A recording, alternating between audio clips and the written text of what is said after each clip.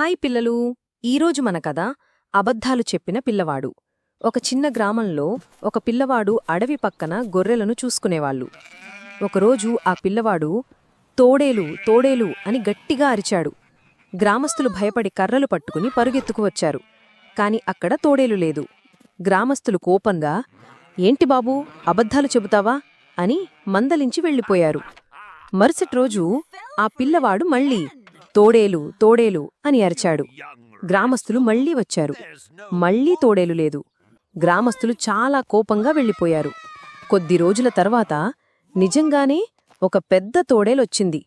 పిల్లవాడు భయంతో తోడేలు తోడేలు అని నిజంగానే అరిచాడు. కాని ఈసారి గ్రామస్తులు రాలేదు. పిల్లవాడిని ఎవ్వరూ నమ్మలేదు. తోడేలు గొర్రెలను తీసుకెళ్లిపోయింది. పిల్లవాడు తన తప్పుని తెలుసుకున్నాడు. నీతి: అబద్ధాలు చెప్పరాదు.